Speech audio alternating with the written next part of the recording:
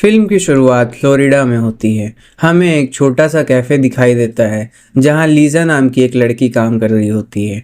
वो अपने सभी ग्राहकों के साथ बहुत अच्छा व्यवहार करती है। इसी वजह से उसका बॉस उसे बहुत ज़्यादा खुश रहता है। काम ख़त्म होने के बाद वो हमेशा की तरह घर जा रही होती है। उसके चेहरे पर उदासी और डर साफ दिखाई देता है। ज़्यादातर लोग काम के बाद खुश चेहरे के साथ घर जाते हैं, लेकिन लीज़ा बहुत ज़्यादा उदास दिख रही है। इसे हमें पता चलता है कि घर उसके लिए कुछ और ही मायने रखता है। उसके लिए ये किसी नरक से कम नहीं होता। रास्ते में वो अपने साथ बुरी घटनाओं के बारे में सोचती है। वो उस आदमी के बारे में सोचती है जो उसके कमरे में आता है। हमें जल्दी पता चलता है कि ये आदमी कौन है। अचानक उसके सुनसान सड़क पर लीसा को एक काली कार दिखाई देती है। वो डर जाती है। वो अपने साइकिल की ओर तेज़ी से चलती है और उसे दूर चली जाती है। वो सीधे घर चली जाती है और हमें पता चलता है कि ये लीज़ा का घर नहीं है। वो अपने दादी और उनके सहेली के साथ रहती है। ये दोस्त वो आदमी ही है जिसके बारे में लीज़ा पहले सोच रही थी। वो उसकी दादी को पैसे देता है। उसके बदले में उसे हर रात लीज़ा के कमरे में जाने की इजाज़त मिल जाती है और वो उसके साथ बहुत बुरा बर्ताव करता है। एक दिन लीज़ा इन सब से तंग आ जाती है और वह आत्महत्या का नोट लिखती है, लेकिन वह अपनी जान लेने से बहुत ज़्यादा डरती है। अगले दिन लीज़ा अपनी बहन से बात करती है जो अपनी माँ के साथ रहती है। वो उसे बताती है कि ये वहाँ नहीं रहना चाहती। लीज़ा अपनी माँ को अपने साथ ही हर बात बताती है। उसकी माँ कहती है कि चाहे कुछ भी हो जाए तुम्हें अपनी दादी की देखभाल के लिए वहीं रहना होगा। फिर उसकी माँ फ़ोन काट देती है। उसे हमें पता चलता है कि लीज़ा की माँ को पहले से ही इन सब के बारे में जानकारी थी। उसे लीज़ा के दर्द की कोई परवाह नहीं थी।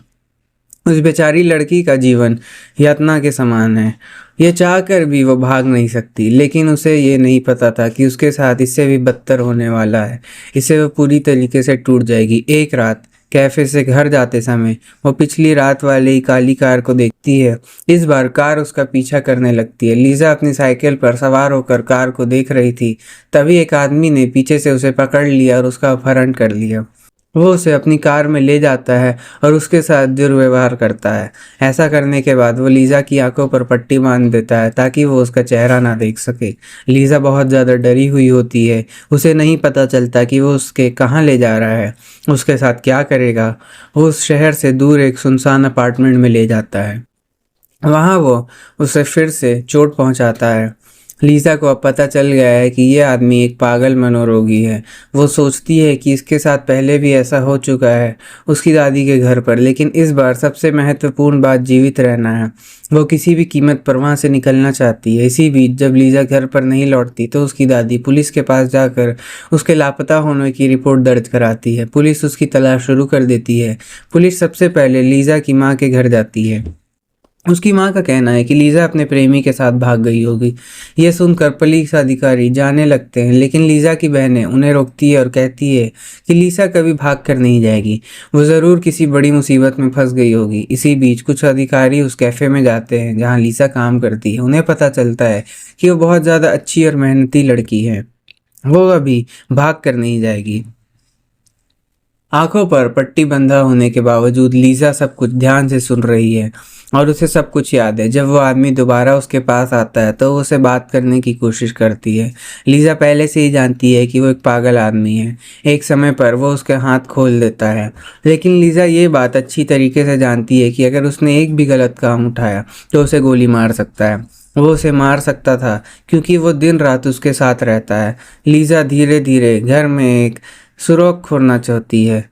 वो अपनी हेरोपिन निकालती है और उन्हें बिस्तर में नीचे फेंक देती है। लीज़ा धीरे धीरे घर में एक एक करके सुराग छोड़ना शुरू कर देती है।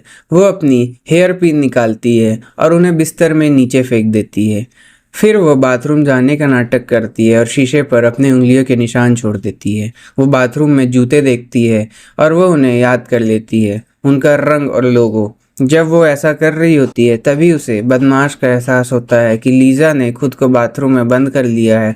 इसलिए वो दरवाज़ा तोड़कर अंदर चला जाता है। यहाँ लीज़ा बिल्कुल सामान्य व्यवहार करती है। वो ऐसा दिखावा करती है कि वो उसकी बात बहुत परवाह करती है। एक रात जब वो सो रहा होता है, लीज़ा चुपके से बाहर निकलती है और फ़ोन करने की कोशिश करती है। उसे पहले दिन से ही पता था कि घर में एक फ़ोन है। इससे पहले कि वो कुछ भी कह पाती, वो आदमी जाग गया और उसे पकड़ लिया। वो कहता है, तुम बहुत ज़्यादा होशियार बनने की कोशिश कर रही हो। वो आदमी बहुत क्रोधित हो जाता है और लीज़ा को जान से मारने की कोशिश करता है, लेकिन वो कहती है, मैं बस अपने बीमार पिता का हालचाल जानने गई थी। मैं उन्हें बताना चाहती थी कि मैं यहाँ खुश हूँ और ठीक हूँ। ये कहते हुए वो बहुत दुखी होने का नाटक करती है और रोने लगती है। उसे रोता हुआ देख उस आदमी को उस पर दया आ जाती है। उसे वो शांत करता है और वो खुद भी शांत हो जाता है। अब लीज़ा को अपनी बहन के शब्द याद आते हैं, चाहे कुछ भी हो जाए, कभी हार मत मानना। एक दिन जब वो आदमी उसके पास आता है तो लीज़ा उसे कहती है, अगर तुमने मुझे जाने दिया तो मैं किसी को नहीं बताऊंगी। मैं खुशी खुशी तुम्हारी दोस्त बनूंगी। मैं तुम्हें कभी नहीं छोड़ूंगी। मैं तुम्हारा ख्याल रखूंगी। मैं हमेशा तुम्हारे साथ रहूंगी। ये सुनकर वो पागल आदमी लीज़ा के शब्दों से बहुत खुश और भावुक हो जाता है। वो उसे जाने देने के लिए सहमत हो जाता है। इसी बीच फ्लोरिडा पुलिस का एक सीरियल किलर के बारे में पता चलता है, जिसने पिछले 6 महीनों में कई महिला की हत्याएं की थी। वो बदमाश समाचार देख रहा है। उन्हें लगता है कि अब लीज़ा को जाने देने का समय आ गया है। पुलिस एक बड़े मामले में बहुत व्यस्त है, इसलिए वो लीज़ा के मामले पर उतना ध्यान नहीं देंगे। इसके अलावा लीज़ा ने उसके चेहरे भी ठीक से नहीं देखा है, इसलिए वो उसे पहचान नहीं पाई है। ये सोचते हुए वो लीज़ा को अपनी कार में बिठाकर एक शांत जगह पर ले जाता है, लेकिन यहाँ वो फिर से अपना मन बदल लेता है। वो लीज़ा को गोली मारने के बारे में सोचता है, लेकिन लीज़ा कहती है, मैं तुम्हारी दोस्त बनना चाहती हूँ। मैं तुम्हारी देखभाल करूंगी। कृपया मुझे मत मारो। इस पागल आदमी को दिल उसकी बातों से नरम पड़ जाता है। वो लीज़ा से कहता है, अगर पुलिस तुमसे पूछे तो उन्हें बताना कि मैं सांवला, मोटा और छोटा हूँ। इतना कहकर वो लीज़ा को वहीं छोड़कर गाड़ी चलाकर चला जाता है। ये देखकर घर वापस आती है, जो वो अपनी दादी को बताती है कि एक आदमी ने उसका अपहरण कर लिया था, लेकिन उसकी किस्मत इतनी ख़राब है कि उसकी दादी को उस पर बिल्कुल भी विश्वास नहीं था। अब क्योंकि उसकी दादी ने पहले ही उसके लापता होने की रिपोर्ट दर्ज करा दी थी, इसलिए वो पुलिस को फ़ोन करती है और उन्हें बताती है कि लीज़ा वापस आ गई है। पुलिस को भी लीज़ा पर विश्वास नहीं है, लेकिन इंस्पेक्टर उसे बात करना चाहता है ताकि पता तो चले कि आखिर हुआ क्या था। लीज़ा उन्हें अपने साथ हटी बातें बताती है, लेकिन पुलिस को भी उस पर विश्वास नहीं होता। वो सभी पूछते हैं कि अगर उस पर हमला हुआ तो उसके शरीर पर कोई निशान क्यों नहीं है? अगर तुम्हारे हाथ पैर आज़ाद थे तो तुम वहाँ से भाग क्यों नहीं थी? चिल्लाई क्यों नहीं? लीज़ा जवाब देती है, वो आदमी पूरी तरीके से पागल था। उसके पास बंदूक थी और वो मुझे जान से मारने की धमकी देता रहता था, इसलिए मैंने उसका विरोध नहीं किया। मैं जिंदा रहना चाहती थी। लेकिन ये सब सुनने के बाद भी पुलिस अधिकारियों को लगता है कि लीज़ा ध्यान आकर्षित करने के लिए ये सब मनगढ़ंत कहानी बना रही है। दो महिलाएं अधिकारियों को ये भी लगता है कि लीज़ा बहुत ज़्यादा टीवी शो देख रही होगी, इसलिए उसने इतने सटीक तरीके से कहानी बनाई है। लीज़ा बहुत ज़्यादा शांत और उदास हो जाती है क्योंकि कोई भी उस पर विश्वास नहीं कर रहा था, लेकिन लीज़ा भाग्यशाली होती है। पुलिस स्टेशन में जासूसों की एक टीम मौजूद है, जो उस सीरियल किलर के मामले को सुलझाने के लिए काम ही कर रहे थे, जिसने पिछले 6 महीनों में कई लड़कियों की हत्या की है। पुलिस के पास उसके खिलाफ कोई सबूत नहीं है और ना ही उसे पकड़ने के लिए कोई सुराग है। इस मामले को सुलझाना बेहद मुश्किल होता जा रहा था। लीज़ा को चुप देखकर एक महिला अधिकारी एक जासूस से मदद मांगती है। लैरी नाम का यह जासूस लीज़ा के पास जाता है, लेकिन वो चुप रहती है और किसी से बात नहीं करना चाहती। लैरी अपने जेब से अपनी बेटी की तस्वीर निकालता है। वो उस लीसा को दिखाता है ताकि सुरक्षित महसूस हो उसे, और उसे बोलने में भी थोड़ी मदद मिले। वो लीजा से कहता है कि ये सब कुछ बताए जो घटित हुआ एक एक करके। फिर लीजा उसके बारे में सब बताने लगती है, जिसमें उसके घर पर लगी काली कार और लाल कालीन भी शामिल है। यहाँ 22 सीढ़ियाँ हैं। उसकी कार के अंदर मैग्नम लक्स लिखा हुआ है। उसके घर में एक बिस्तर है। वो व्यक्ति गोरा है और हर काम के लिए अपने बाएं हाथ का इस्तेमाल करता है। उसके पास बंदूक भी है। ये सुनकर लैरी को पता चलता है कि लीजा झूठ नहीं बोल रही है। वो तुरंत उसके मामले की जांच शुरू करने के लिए कहता है, लेकिन उन्हें अनुमति लेने के लिए उसे घर बुलाना होगा। उसकी दादी का दोस्त लीजा के पिता होने का नाटक करता है और पुलिस को मना कर देता है। लैरी सोचने लगता है कि एक पिता अपनी बेटी की परवाह क्यों नहीं करेगा। वो लीजा से पूछता है कि ये ऐसा व्यवहार क्यों कर रहा है। अतः गुस्से में आकर लीजा लैरी को अपनी दादी की दोस्त के बारे में सच्चाई बता देती है। पुलिस तुरंत उसकी दादी के घर जाती है और दोस्त को गिरफ्तार कर लिया जाता है। अब पूरी पुलिस टीम लीज़ा के मामले को बहुत ज़्यादा गंभीरता से ले रही होती है। लीज़ा द्वारा साझा की गई सभी बातों लैरी के दिमाग में अटक गई होती है। वो सोचता है कि क्या उसका अपहरणकर्ता वही सीरियल किलर है, क्योंकि सभी विवरण बिल्कुल मेल खा रहे होते हैं। निश्चित रूप से वो लीज़ा के कपड़े जांच के लिए प्रयोगशाला में भेजता है। जब वो रिपोर्ट वापस आती है तो पक्का हो जाता है कि अपहरणकर्ता ही सीरियल किलर है। लीज़ा के कपड़ों में वही लाल धागा है जो अन्य पीड़ितों के कपड़े पर मिला था। लैरी को अब पूरा यकीन हो गया था कि वो वही आदमी पे जिनकी तलाश है। लैरी लीज़ा को उसकी जगह पर ले जाता है जहाँ अपहरणकर्ताओं ने उसे छोड़ा था। लीज़ा लैरी की कार में बैठ जाती है और अपने आंख बंद कर लेती है। वो अपने द्वारा किए गए रास्ते को याद करने की कोशिश करती है। पुलिस ने गैस स्टेशन में कैमरा की जांच की जहां उन्हें एक बहुत ही ज़्यादा महत्वपूर्ण सुराग मिला। लीज़ा द्वारा बनाया गया वो आदमी बिल्कुल वैसा ही दिखता है जैसा कि कैमरा में वीडियो में दिखाई देता है। इस आदमी के पोस्टर बनाए जाते हैं और हर जगह लगा दिए जाते हैं। पुलिस उसकी तलाश शुरू कर देती है। कुछ समय बाद एक पुलिस अधिकारी उसे देख लेता है। वो उसके पास जाती है और कहती है, सर हमारे पास एक चोरी हुई कार की रिपोर्ट है। हम आपकी कार की एक तस्वीर लेनी है। ये उसे चकमा देती है और कार की बजाय उसकी तस्वीर खींच लेती है।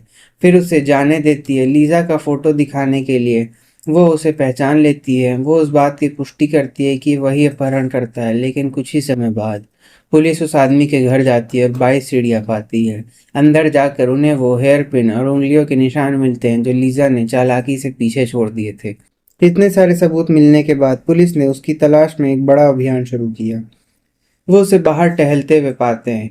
कई पुलिसकर्मी चोरों को उस पर बंदूक ताने हुए थे। अंत में ये खतरनाक अपराधी गिरफ्तार हो जाता है और ये सब लीज़ा की बदौलत संभव हो पाता है। इसके बाद लैरी लीज़ा को खुशखबरी सुनाती है। सभी लोग ताली बजाते हैं और उनकी बहादुरी के लिए उन्हें सलाम करते हैं। लीज़ा को अपने लिए और उन सभी बेचारी लड़कों के लिए न्याय मिला जिनकी हत्या कर दी गई थी। इस अपराधी को पकड़कर उसने और भी अपराधियों को होने से बचा लिया। लीज़ा अपनी दादी के घर वापस नहीं जाना चाहती थी क्योंकि वो जगह नरक जैसी थी। तो लैरी ने उसके चाचा और चाची को वहां आने के लिए बुलाया। लीज़ा ने बहुत कुछ सहा है। उसकी हालत बहुत खराब है। उसकी चाची कहती है कि उसे हर बात का अफसोस है। ये स्वीकार करती है कि उसे पता नहीं था कि ये सब क्या हो रहा था। वो लैरी से कहती है कि अब लीज़ा की जिम्मेदारी उनकी है। वो उसे अच्छे से ख्याल रखेगी। लैरा लीसा की इबादत करने के लिए उन्हें धन्यवाद देता है। वो अलविदा कहता है और चला जाता है। लैरी उस समय बहुत ज़्यादा भावुक महसूस कर रहा होता है। कुछ समय बाद लीज़ा अपनी माँ को एक पत्र लिखती है। माँ, तुम हमेशा कहती थी कि मैं अच्छे जीवन नहीं जिया सकती क्योंकि मैं इस लायक नहीं हूँ, लेकिन तुम गलत थी और तुम एक बुरी माँ थी। इसके साथ ही वो हमेशा के लिए अलविदा लिखती है। तब उसकी माँ को एहसास होता है कि उसने लीज़ा के साथ बहुत ज़्यादा बुरा बर्ताव किया है। अब लीज़ा के पास एक परिवार है और वो पार है जो हमेशा से वो चाहती थी, लेकिन उसके पास सब कुछ होते हुए भी वो एक जीवन जीवन जीती है। हत्यारों को मौत की सज़ा सुनाई गई है। कुछ वर्षों बाद हम लीसा को देखते हैं। अब वो पुलिस अधिकारी है। वो एक बहादुर महिला है जो कभी हार नहीं मानती। वो अंत तक लड़ती रही क्योंकि उसने बहुत कष्ट झेला होता है। इसलिए उसने दूसरों की मदद करने के लिए पुलिस अधिकारी बनने का फैसला किया। वो हमेशा लोगों की मदद करने के लिए तैयार रहती है। और इसी के साथ फिल्म की कहानी यहाँ पर समाप्त हो जाती है।